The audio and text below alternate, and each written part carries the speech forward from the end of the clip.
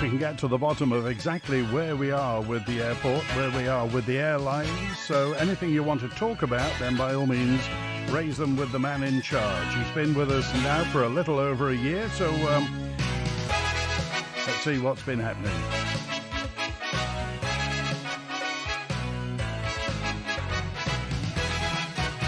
So, Faster Mike, good afternoon. Gary Cobb.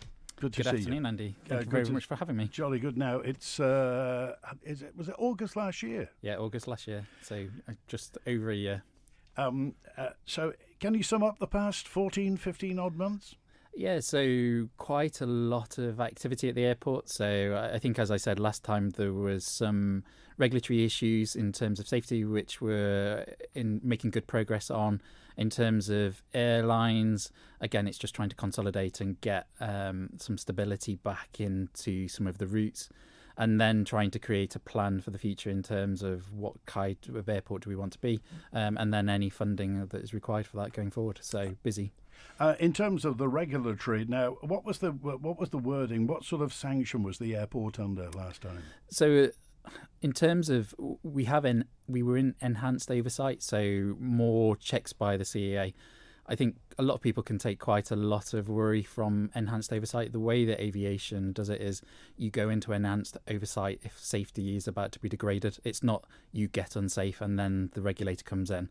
It's if you start to look like you could be in the process of getting unsafe. So that was some of the work that we've done. We've done quite a lot of work, both with the regulator, both with the teams in terms of culture, safety management system, and to be fair, one of the big reasons that we were originally in trouble was a lack of an accountable manager, which is me.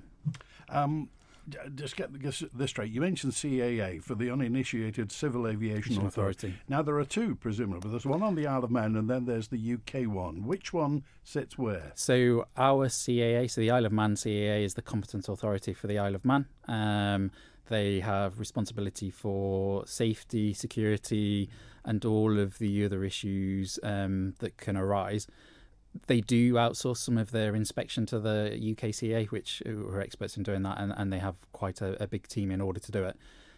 So all primacy goes to the Isle of Man CAA. The only difference being the ATCO's licences, so the licences that our air traffic controllers have are UK licences. So in terms of the unit training, the requirements placed upon the unit in terms of training and holding a licence, that is overseen by the UK CAA. However, very closely watched by the Isle of Man CAA as well. And it's worth restating that the CAA has ultimate sanction on the operation of the airport. Yes, so ultimately, if safety degrades to a point where they think that it could be unsafe, then they can either go into direction, which is they take over the running of the airport, or they can close. Okay, let's get to the lines, and first of all, we got David with us now. Hi, David. You're live with Gary Cobb. Hi, Andy. Good afternoon, Mr. Cobb. I've lived on the Isle of Man for over 40 years, serving as Managing Director of an Isle of Man-based international business. So in that capacity, I flew on and off the Isle of Man every week over that period. And I have to confirm to you that I've never experienced the operational status of the Isle of Man airport that we've had this year due to air traffic issues.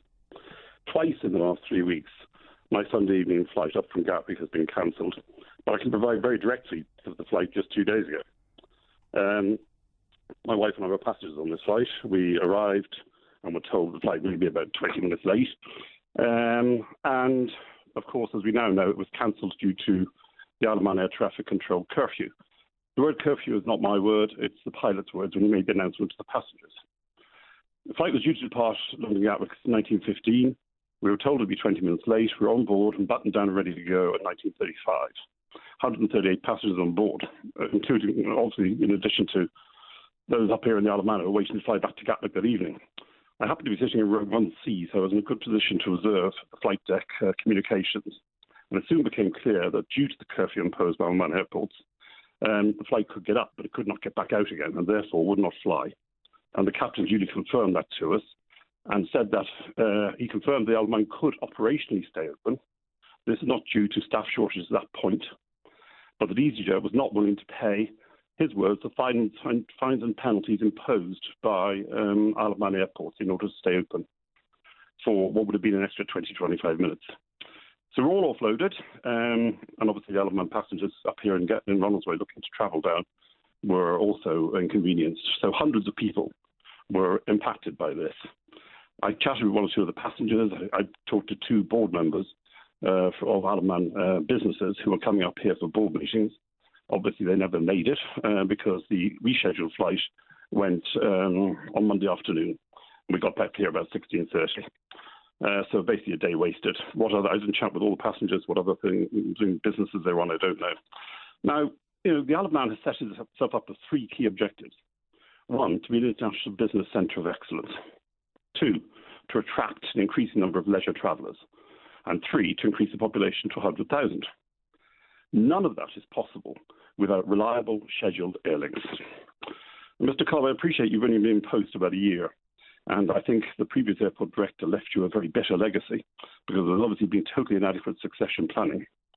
My question to you is there now a quick fix for this terrible situation we find ourselves in, which has been going on all year, to create more flexible operations? EasyJet represent, 70, 80% of the seats on and off the island. We are hugely dependent on them.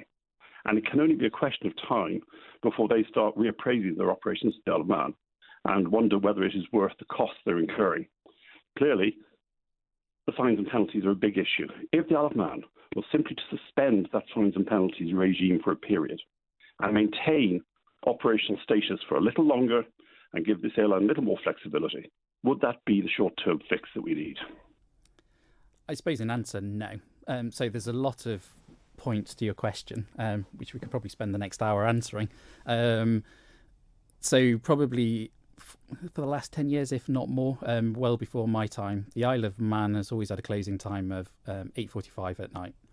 We can offer a summer extension to 9:30, and then anything after 9:30 is best endeavours and normally requires the overtime for air traffic control staff.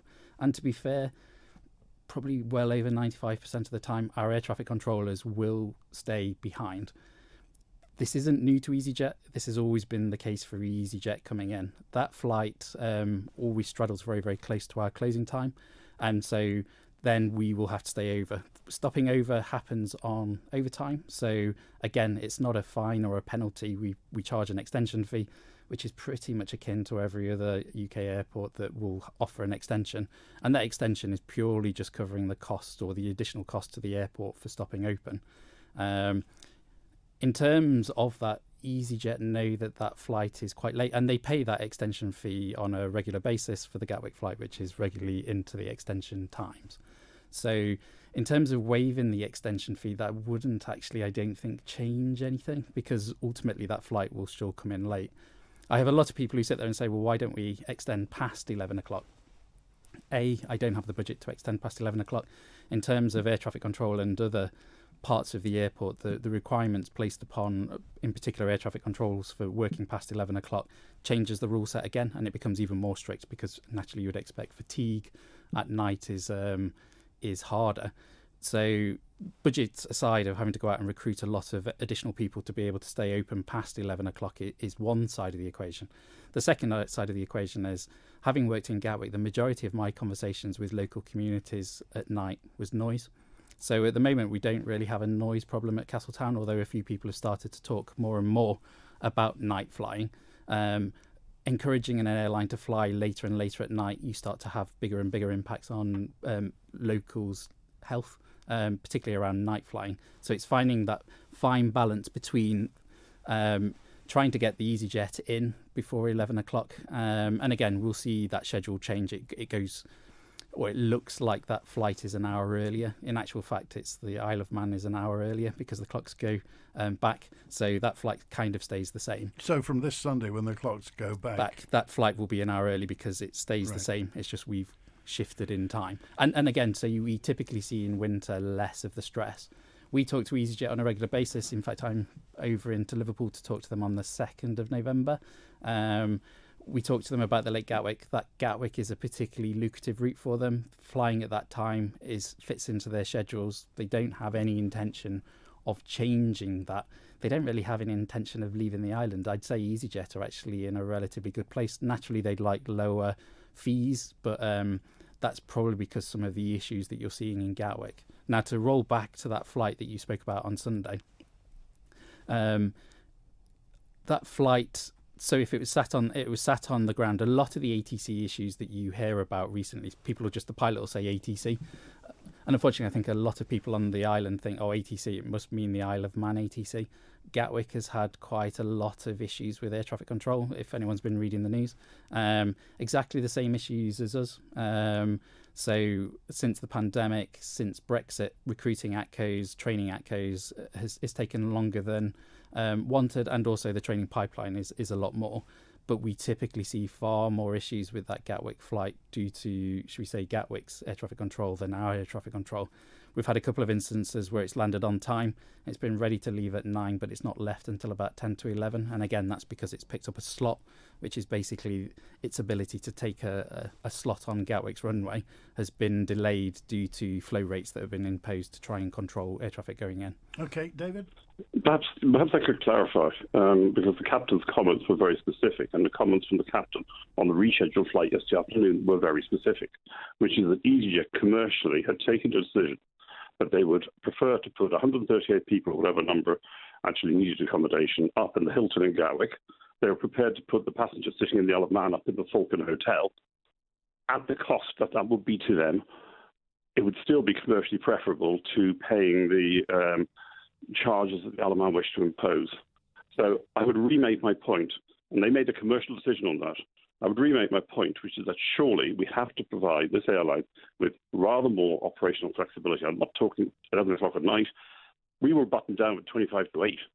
We were ready to go. And at quarter to 8, the flight was cancelled because he reckoned that he would not have sufficient time, in view of the curfew, his word, not mine, to get back out again. So I just find that a deplorable situation. There should be sufficient flexibility to give the guy 20 minutes. Just one point, David. You said you've been flying for business reasons for many, many years. Yeah. When was it best? We all look back longingly to the days of Manx Airlines, who provided a lot of operational flexibility. I personally have never experienced restrictions like this at all. I've flown all over the world. I've never experienced this. And I don't fly as frequently as I used to because I'm now retired. But I've been impacted twice by this Liverpool in the Gatwick one of the last 3 weeks. This started back in last February. I was looking at a flight to Dublin in February, and we were kept sitting on the ground for an hour whilst air traffic went for a cup of tea. And I don't want to get into the legacy that you've inherited, Mr. Cobb, which is deplorable. I'm going to blame the previous airport director directly for that. There was no proper forward staff planning, succession planning, strategic planning at all. So you've inherited a difficult situation. I accept that. What we need now is a quick fix. And frankly, 20 minutes on Sunday night to have several hundred people not impacted the way they were would have been a very helpful quick fix. Okay, all right. David, Gary And the only quick answer I'll do that is the fees that we charge for an extension are online and are publicly available in our fees. Can you tell us? From memory, and I double-checked, but this is purely from memory. I think the only extension fee that we would have charged that flight is £1,800. Okay. All right, David, we appreciate that, David, but we'd like to move on if possible. We've got other calls and other questions to get to, but I'm sure that's something we'll come back to. David, no, we've got John with us now. Hi, John. You're live with Gary Cobb. Hi. I'd just like to comment or get some comments on the direct flights that I was on the 7th of October to Malaga. We were all on the flight waiting to go, and our luggage hadn't been put on. Because there were 2 or 3 flights in, and there wasn't enough ground staff. Similar coming back last Saturday. We landed. The EasyJet flight had come in, the Aer Lingus flight had come in, and again, not enough staff. We were sat on the plane 3/4 of an hour waiting for the steps to be brought to the door so we could get off. What's the situation? Yeah, it's a very interesting one, this one, in that it's not commonly known, but the ground staff aren't employed by the airport. So ages ago, ground handling is the purview of an airline. So airports don't have anything. Even in Gatwick, you'll find 6 or 7 ground handling agents. In Inverness, you have one Dalcross, and here we have Menzies. And to be fair to Menzies are really, really good. The airlines choose the level of resilience that they want, either A, within their schedule that they're flying, hence the reason why if there's a lot of aircraft bumped together, that's a resilience issue in the schedule. And then the resilience that they have in their ground staff. Naturally, the more resilience you have, the more cost it is to the airline, the more staff that they have to recruit. And so they accept the level of resilience that they have with the ground crew that they've got. But they will sit there and say, the schedule says this, and therefore we will resource up to that schedule. If anything is off schedule, then they kind of accept that that's what, that there's going to be an impact in terms of baggage, and there's going to be an impact in terms of steps. We talk to the airlines to sit there and try to get them to increase their resilience. But again, that's a conversation that we can only try to influence. It's kind of out of the airport's hands. Because they're watching their margins. And again, it's very typical that an airport will get blamed for what happens on the ground rather than the airline that actually is accountable and responsible for it. In terms of what you'll typically see, airlines are wanting to prioritise their departures, so they'll always prioritise a departure, which is why bags or arrival bags is one of typically the last things that you'll see in. They've tried to make it so that aircraft's gone. And to be fair, that makes sense because at some point it's going to another airport and then another airport, so picking up delays is just going to ultimately potentially lead to a cancellation. But yeah, it's something that we talk to the airlines about regularly to try and get them to resource up to not just the schedule, but to have some resilience in. However, on record, I will say that Menzies, who do the ground handling for all of the airlines on the island, do an incredible job. The team that work on the ramp do a really, really good job. They work really, really hard. So I think this is just a case of working with the airlines to put some resilience in rather than the actual teams on the ground not doing what they should be doing. So Menzies got enough people? So Menzies have enough people for the schedule that the airlines are going to fly. The issue is once that schedule is off, so if airlines pick up delays, which we regularly see, and then you have 2 or 3 aircraft coming in at the same time, they're only resourced up to cope with one. So then they'll triage, prioritise, and sometimes an airline will sit there and say, actually, that Manchester needs to go out first because that one's going to do another 2 sectors, and that's quite important to us. So they'll prioritise that. And that will be an element of what you saw, unfortunately. John, what did they say? What did they say on board to you? The captain was the incoming captain was brilliant. He because we were locked in virtually, and there was quite a few children on. He let all the children go and sit in the flight deck and have photographs taken just to ease the situation. But they just said that because there's another aircraft in that needed the steps, and the steps had been taken to that aircraft, was a complete lie, because I was sat next to the window and the steps that they brought to the aircraft was literally 10 feet away. Okay, so do we have enough steps, Gary Cobb? We have enough or the ground handler has enough steps for the schedule that they are flying. Right. So it's obviously if there's an off in the schedule, if something slips in the schedule, that's where the pinch points come in. Yeah, because ultimately the schedule that they will have teams that be able to. So if they plan to have 3 aircraft on the ground at any one time, they'll plan to have 3 teams. If a 4th aircraft comes, one of those aircraft is going to wait. Not necessarily the one that was last in would wait. It will be based upon where those aircraft are going. And again, that will be for the operations centre, so EasyJet or Emerald or Loganair. CI travels a little bit different in that that's a wet lease, typically a BA or a Sunwing, so they'll probably have less direct impact into Menzies. But the other operations centres for those airlines will be prioritising what the ground handler does on any given day. Okay, all right, John, we appreciate that call. Thanks for that. And I just want to ask you quickly then, Gary Cobb, the airport can be a kind of lightning rod for criticism. It just seems to me that there's a lot of stuff you're not responsible for that you get the blame for. Yeah, I think a good example that you typically see is if you use the steam packet in the harbours. Say, a recent issue with one of the boats where one of the engines was down, so it was slow. People ask the question of the steam packet. If it's late coming out of Heysham, people ask the question of the steam packet. They don't go and ask the harbours team. We are just a port. The best way of describing how an airport works is we'll provide pretty much most of the infrastructure that you see and most of the airfield activities that have no real impact on you. So in terms of check-in, we provide the desk, but we don't man check-in. That's an airline, although they'll subcontract that through to a ground handler. In terms of operating all the baggage equipment that we've got, again, that's the ground handler and the airline that control all of that. We'll make sure that kit's fit, but we won't operate it. In terms of security, that is the airports. We outsource that, but that ultimately does sit with me. So queues and the equipment and slowing down is stuff that is directly in my control. The staff that call you to the gate, again, they work for the airline, subcontracted to Menzies. And then the staff that you see loading the aircraft, moving the aircraft around, pushing it back, talking on the headset, again, they all work for the airline.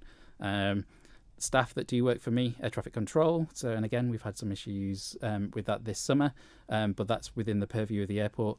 The airport fire and rescue service that hopefully we never have to need, but they are there, again, work for us. Airfield ops, who you might see out there in terms of wildlife patrols, running down the runway to make sure everything's okay. Again, they work for me. And in terms of the terminal, the ASDMs, the cleaners, so the duty managers is the ASDM, the cleaners, and the information desk, they work for us. So in terms of the family of the airport, it's probably about a third to a half that work for the airport. The rest of it ultimately works for the airline, if not subcontracted out to a third party for them. Okay, David, you're live with Gary Cobb.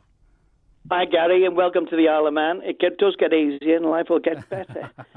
Thank you. At the start. So the question I've got, one's a nice one and one's maybe a little harder one. Some years ago when I was in Parliament, 15, 16, there was a classification between the airport and government that the Isle of Man steam packet was owned by another private company, well out of government control. And it was deemed as an anti-competitive practice if we give favouritism to the airport and to the airlines that were coming in on the seating capacity, how much you need, how much they want out of revenue. So now that the steam packet is owned by the arm's length company and indirectly the taxpayer of the Isle of Man, the people that live here now, is there still, or would there still be an anti-competitive practice if we reduced or had some bargains on the airlines, or you give them some incentives to come to the Isle of Man? And I'll run the second question to you. And are we still allowed any trips to the tower or the fire station? Yep, so answer the first one. So in terms of incentives, so the policy that we work is open skies, and there's a lot of misconceptions over open skies. A lot of people think, oh yeah, it drives airlines coming in and they can do what they want to. And there is an element of it is a free and open marketplace, and anyone can fly here if they wanted to. But one of the prime drivers for that is it works normally best for the consumer in that they can lower their they have more affordable tickets. It's something that we talk about cross-governmentally quite a lot. Any airline that flies into Ronaldsway would love to kick the other airline off the route so that they can raise their prices. And we have seen that periodically where I think Loganair left one of the routes, and then I think EasyJet raised the prices, and then EasyJet have left a route, and then Loganair have raised the prices. And to be fair to them, they're normally raising their prices to the level that they probably should be. So EasyJet's model has no resilience in it, but that's what makes it really, really low cost. Loganair are then competing with a low cost that doesn't reflect their cost base, so it's far lower than it actually costs for them to fly. And that's why Loganair can suffer. And you've seen it across the UK where in direct competition, cost-wise, Loganair can't compete. In terms of product, they have a completely different product that is quite attractive to a lot of people. So, but in terms of offering incentives, that is allowed. It's carefully regulated in terms of it's got to be fair, transparent, but we can offer discounts. But as long as you're not distorting the market, and I suppose that's the complicated bit of how to talk about distorting a market. So there's quite a lot of work in this area. It is quite complicated, but a new airline coming in would probably test it. Where we've got at the moment is the deals that we have with airlines. I think there's a lot of big misconception out there that we sit there and say we want a flight to Gatwick and we pay EasyJet for a flight to Gatwick. That isn't what happens. EasyJet come to us and say we're going to fly to Gatwick. We don't really have any levers that can stop them from doing that. All we have is a contract with EasyJet that charges them a fee per passenger, a fee for the security per passenger, and then normally a fee for what we class as PRMs, or that's passengers with reduced mobility. So needing like the ambi lift or a wheelchair access and stuff like that. In terms of when they fly, we don't sit there and say you need to fly this many times. We'll work with the airlines to try and get better routes and try and get the frequency that we want. And we have had some new routes coming in and hopefully some new ones in the offing in the next year or so. but we don't have as much control, I think, as people want. In terms of visits to the tower and fire, absolutely. We do quite enjoy that. We have a very proud team. I think they take an unfair kicking sometimes on social media. They love to show what they're doing. We have to be careful. There are restricted places, as you would imagine, with air traffic control, and it is a live operational environment. But if people are wanting a trip to the tower, what I'd recommend is either dropping me a line or others, and then if there's enough demand, we'll do an open day. If it's just one or two people, happy to show people around. Okay, thanks, David. I see it, bye. Good to hear from you. Let me just reiterate this again, and just run this by us again. I'll give you the question. A lady on a Manchester flight landed at the same time as two other flights, one set of baggage handlers on duty, so they could unload only one set of bags at a time, which meant they waited for 45 minutes after a 28-minute flight. So what's the sanction for this? And just the frustration of the customer has to go somewhere. And obviously, if you're not responsible for it, where can that go? And I suppose it's ultimately the expectation. So EasyJet won't sit there and go, I've got a set of criteria for the Isle of Man. EasyJet will have a criteria for baggage. In Gatwick, I think their criteria for baggage was about an hour. And that was the level where they started to then have some sanctions, or it started to count against them. We've never really got to the point where that happens frequently enough that those sanctions are being triggered, or we can speak to the regulator, or we can speak about putting some KPIs in. And again, it would only be very loosely applied, because ultimately the contract between the passenger is with the airline. So that contract is to fly to this place and to get their bags. It's not really for me to tell EasyJet what timing their baggage should be. Right. As a low-cost carrier, they minimise their costs, so you know that in terms of you are making some sacrifice in terms of, because you're getting a really, really good price. In terms of a Loganair, they may stipulate a separate deal onto their ground handler, but ultimately it's between the airline and the ground handler what they deem to be an acceptable limit for the bags, because ultimately that's the contract that they have with their passenger of what is acceptable. And I don't know whether it's slightly different for each of the airlines here at Ronaldsway. I think it's probably the same, because it's normally pretty good. Live with Gary Cobb today on Mannin Line. Gary is director of Ronaldsway Airport, and lots more questions to come to, including what the former ministers had to say. Quayside Tyre and Service Centre is now an agent for Motability vehicles. So when you need tyres for your Motability car, call into Quayside and they'll be happy to assist with excellent friendly service and great prices. Find all the latest offers on Facebook. Call into Quayside or call 664417. South Quay Douglas, don't delay, have safer tyres today. Quayside. There's a new way to Subway with 2 fantastic menus. Which will you go for? The all-new Subway series with 15 irresistible creations like the Big Bombay Sub, Great Goddess Salad, Emperor Wrap and Big Cheesesteak Sub Melt. Or create your own.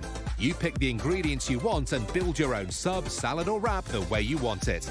There's a great mix of healthy and indulgent menu items available from Subway and ShopRite, Peel and Port Erin. When you save a little money, it means a lot these days. If you're looking for bathrooms and tiles, you'll always find something new in store at Pacesetter. For surprisingly affordable prices and excellent choice, search online for Pacesetter Douglas. Or better still, visit the Pacesetter Bathroom and Tile Showroom on Harris Terrace and see the new styles in store. You can get the best of everything, where the price is twice as nice. At Isle of Man Energy, we're excited to offer our customers the Alpha E-Tech efficient hybrid gas boiler and heat pump combination. This state-of-the-art hybrid boiler causes minimal disruption to your existing heating system, making it simple to upgrade. Priced from just £65 a month and with 6-year warranty as standard, which can be extended to 10 years, what are you waiting for? Register for a free consultation at isleofmanenergy.im. Get ready for another winning weekend on Manx Radio. And this weekend, a staycation package at Ramsey Park Hotel could be yours. This includes an overnight stay, dinner and live entertainment from Mamma Mia tribute The Dynamos, all happening on Saturday the 6th of January. Visit manxradio.com and answer the competition question for your chance to win. You can enter as many times as you like. Then make sure you join us for Manx Radio Breakfast on Monday morning when you'll find out if you're the lucky winner. Make this your winning weekend with your nation station, Manx Radio. The Mannin Line with Andy Wint. And Gary Cobb's here as well. The Honourable Member for Douglas Central, Mr Thomas, is moving in Tynwald next month that the Department for Enterprise should publish immediately the final report of the Air Services review that it commissioned. Have you seen the report? So yes, I saw the report. The report was commissioned well before I joined. I can't remember when. I think it was either just after the pandemic or maybe a bit before. My memory's a little bit loose in terms of, and that document basically has a look at the policy framework for air connectivity on the Isle of Man. So closed skies, open skies, what levers are available, what routes are core, what's needed. Again, Mr Thomas, very familiar with the document, and thought what was in it was very important. So I would guess he's just wanting to put that out into the public domain. But it is a Department for Enterprise document. Okay, we heard from, just tell me, which department does the airport come under? So airport is DOI. DOI, okay. We heard David earlier on talking about the business community, and obviously the Isle of Man is aiming forward with the business community, getting more people to work, obviously getting more revenue in. And to place ourselves as an international business centre, obviously connectivity is absolutely vital. I mean, do you have any private thoughts, any public thoughts about what the government needs to do to get Ronaldsway into gear to face the future? So again, there's two parts to that, some within the control of government, some without. So in terms of within the control of government, we're in the process of finalising the master plan. It's in a draft that will require investment in an airport. I think investment in Ronaldsway is lower than probably against many of its peers. But without the budget, you can't spend the money. It's pretty clear financial directives placed upon civil servants. In terms of stuff outside of government, I suppose some of this goes into destinations. So at the moment we have 5 flights, depending on the time in the day, to London. People talk about that the Gatwick was unreliable, but you could still fly to London City and London Heathrow. People talk about then, they're more expensive, but that's kind of some of the equation that you need to have in terms of, do I do the Lake Gatwick or do I go to Heathrow? I fly the Lake Gatwick. I used to live in Gatwick, East Grinstead. Some of my family live on the south coast, so I will fly relatively frequently on that flight. I think I've spoken to several passengers who questioned whether I ever would fly on it, and I had that conversation with them. But again, if it's an important meeting that's in London, then I'll probably fly to Heathrow. Same with the Northwest. You have Logan Air and you have EasyJet. I think some of our issues come from 2 airlines competing on routes that are critically important to the island. My personal view is you do need both, although that is a view that evolves over time, and there's lots of challenge and lots of discussions in government about, but I think that's probably the best for the passenger. However, they're both in competition and the pie's probably just not big enough for both of them. So again, you come to if you don't use it, you'll lose it. And I think there are several routes which we occasionally put out of. The Bristol was like that. So the EasyJet Bristol was a use it or lose it. It was under review by EasyJet. Those numbers are getting better, but again, it's always on that watch list. Belfast City from Emerald, again, needs people to use it, so use it. And again, we've secured that into the new year, but it'll be under review. And then in terms of EasyJet, have seen that a softening of a demand from Manchester over the autumn winter, and so have pruned some of their schedule to take that into account. And as a commercial organisation, they're here to make money, and they will fly when they think there is the passenger base for it. But again, we have Logan Air that can pick up the slack. So how much money do you think's got to be spent on Ronaldsway, and what is it that would smarten Ronaldsway up and take it forward for the rest of the 21st century? So a tough question to answer because ultimately it depends on what type of airport you want. People talk about the ILS, so the instrument. So the instrument landing system. Yeah, sorry, I'll probably use quite a lot of jargon in a minute, so stop me. So the instrument landing system, you see quite a lot on social media, probably pilot-driven, about the approach lights. And yes, the approach lights are basic and affect the visibility minima that instrument landing system has. You could fix those approach lights. That would cost a hell of a lot of money because there's a sea shelf there. You could do an instrument landing system category 2, so an ILS level 2. But again, in terms of the cost of that would be relatively high, less than fixing your approach lights. And the timing of that would depend on the cost. If you did it in the middle of a runway resurfacing, it'd be a lot less to add that into it. If you were to do it on its own, it would cost a lot more.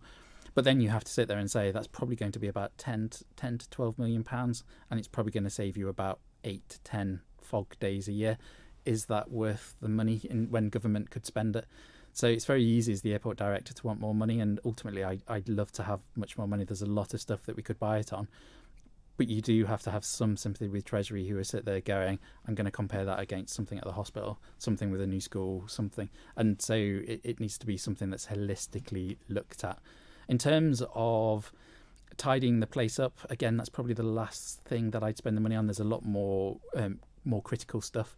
You could have a look at passenger experience. That's something that we'd look at more. So there is a relatively easy way to double the departure lounge space by moving security, and that would create a lot more space for when those flights peak in. You can have a look at operational resilience, so putting what are basically global navigation satellite system area navigation, so GNSS nav approaches. And again, that would give us some resilience in terms of medical flights at night, which is something that I talk to Manx Care about. There's a lot of things that you could spend a lot of money on that you don't necessarily need to. So it does need an element of what type of airport do we want to be, and then we can spend accordingly. And hopefully the master plan, which we'll hope to publish at some point soon, we have a draft, but it is a really complicated document and we only have so much time to be available to do it. So again, that's slower than I'd like it to be, but that will form a basis for conversation, I think. Okay, live with Gary Cobb, Airport Director at the moment, and from the answer phone. Hi Andy, my name is Roger. It's just a question for today's guest, the Director of the airport, please. I'd like to ask him the question, and it's in relation to taxis, or should I say lack of taxis, at the airport to meet incoming flights. Just recently, once again, my wife and I returned from holiday, come outside with our suitcases, and there's no taxis in the taxi rank. We waited for 20 minutes plus, along with some other visitors to the island. As a last resort, we went into the airport to the customer service desk and asked for contact details. We were given a sheet of paper with a whole list of local telephone numbers, and none of them were available. The phones either rang out, nothing available. In fact, the last person said, "Can't come now. I'm having my tea." This was 5 o'clock on a Saturday. What we did, because we know the ropes, we got a bus into Douglas, which wasn't easy with suitcases. However, we got in, got the taxi from Victoria Street, explained our plight to the taxi driver, and his comment was, "Well, you've got no chance on a Saturday, that they're all in Douglas where the money is." So the bottom line is, are you providing a service? Can you ensure that taxis are there for incoming flights or not? At the moment, it's just potluck, and it's a disgrace. Thank you very much. One last thing, I'm sure you'll give a politician-type answer, but again, just tell us, are you providing, can you guarantee taxis there for incoming flights or not? Thank you. So in simple answers, no. Taxis don't really fall under my jurisdiction. Absolutely. Would we like taxis there? Would we work with taxi companies to try and encourage them? Yes. I would probably recommend pre-booking taxis whenever I fly across. If I want a taxi, it's pre-booked. No matter what airport I fly to, that's pretty much the standard way of doing it. And we are incredibly lucky here on the Isle of Man with the bus service that we've got.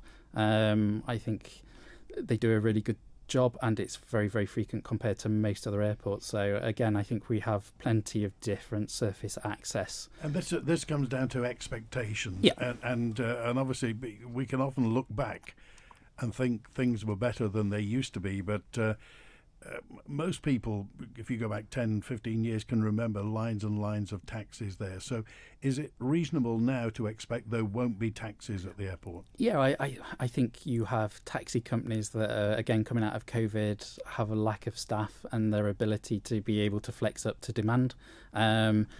And is probably an area to do. I'd sit there and say that taxis on the island probably sit outside the jurisdiction of the airport director. Yeah. Whilst we are a key user of them, we're not the only user. So I would probably argue that this is something that other people could look at. But ultimately, private sector needs to go in. If there's enough demand for people using a taxi, then more taxi firms will spring out of the water and more people will use them. But we have other options that are quite cheap.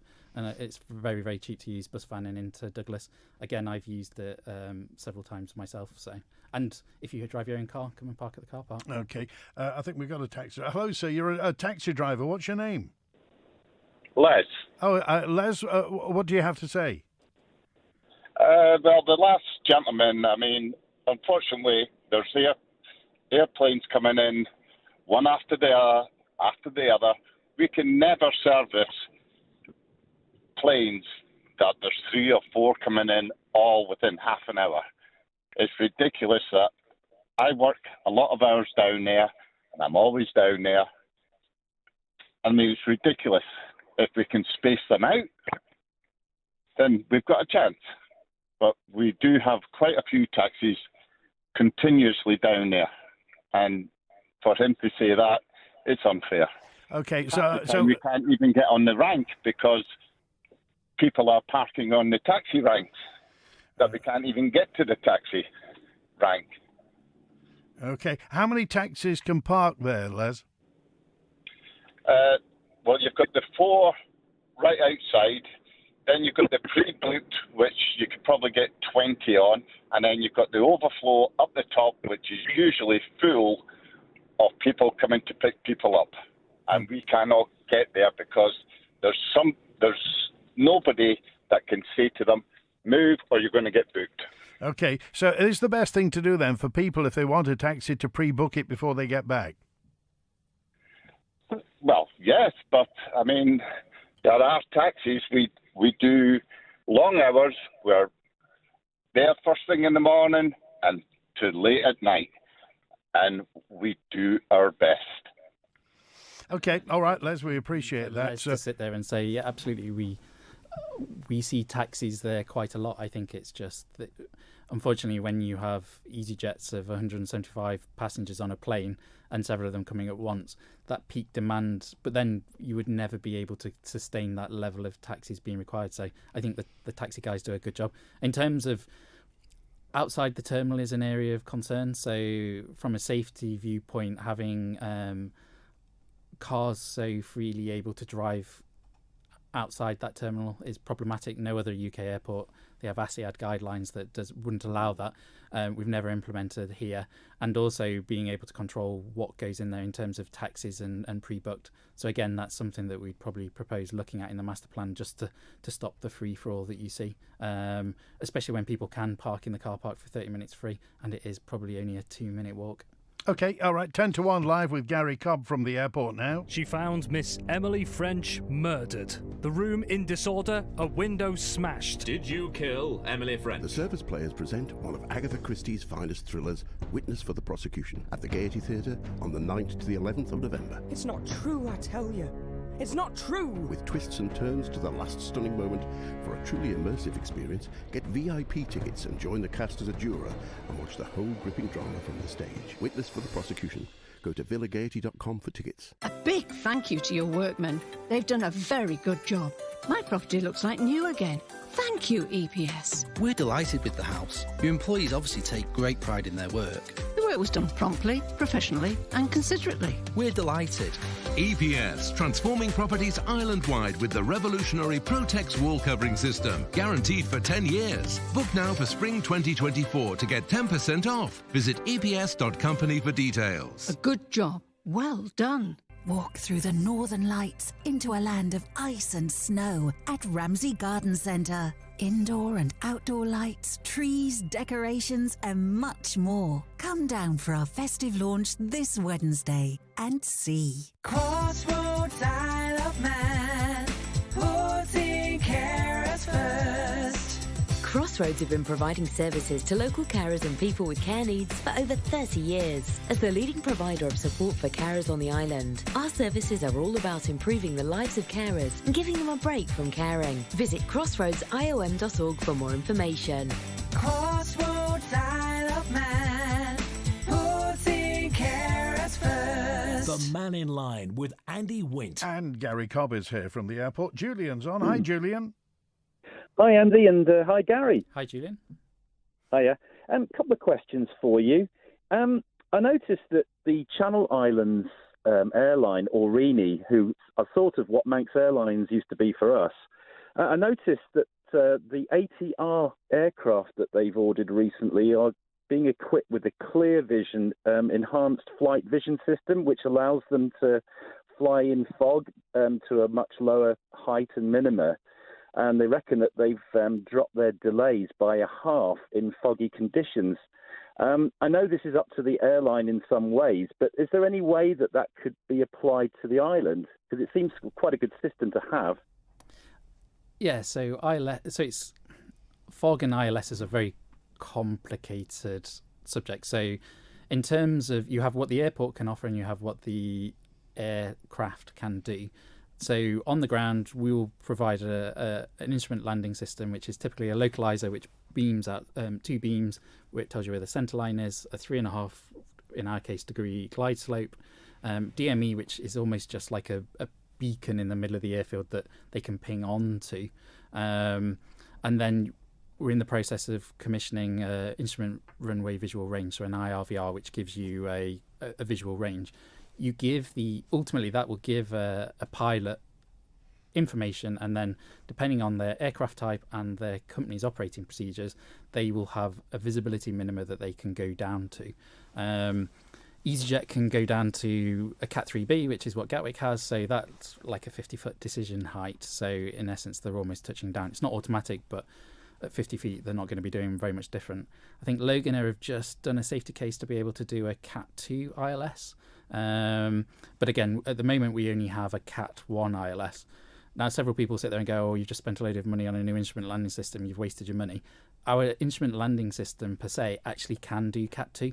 The problem is that you need a series of lights inside the runway, lights outside of the runway system, and then safeguarding and other bits that would enable the aircraft to be able to go down to Cat 2. So we can do Cat 2. That's something that we'll have a look in the master plan. Whether that's something that the government want to fund is a different matter, but that will rely on those aircraft having that ability to be able to go down to Cat 2. I'm not 100% certain of the system you're talking about, whether that can go down lower, but with an ATR it's probably only able to go down to Cat 2, although you can have lower than Cat 1, which is a fudge which sits somewhere between the two. Okay, all right, Julian, thanks. We've got a dash on. I just want a couple more things to get in, and this is dear Andy, could you ask Gary who runs the airport website? Who actually updates it when there's an issue? On Sunday evening, we had a delay following the cancellation to the Gatwick-Ronaldsway flight. The Gatwick website had the information at 8:30. Ronaldsway's website showed it as being delayed at 11:30 that night. Who does the website? So website is us. Again, website is something that I'd love to spend money on. So in all the other airports have the ability for their flight plans in their tower, which again is a project that we'd like to do, to be automated. So for us, that would be moving from Copperchase to a better FDMS, which bizarrely is the thing that failed for NATS so recently across. That can then plug directly into the website and update the website automatically. At the moment, we don't have the budget to be able to do that, so our website is basically updated whenever the airline sends information to the ground handler then updating the website when they're able to. It's a relatively easy fix. It's probably going to cost about £1 million, but it is an easy fix. And again, it's where do you spend your money and what do you focus on? I'd love to be able to do a website, and in fact we're doing a revamp of the website, but again, getting the funding for that has proven tough, especially in the tough financial conditions we find ourselves in. But again, that won't fix that issue of automatic updating. We'll have to do several things in tower to enable that to happen. Okay, in 30 seconds, at the moment the airport's owned by the government. Do you think it'd be better privately owned? Would it be better run?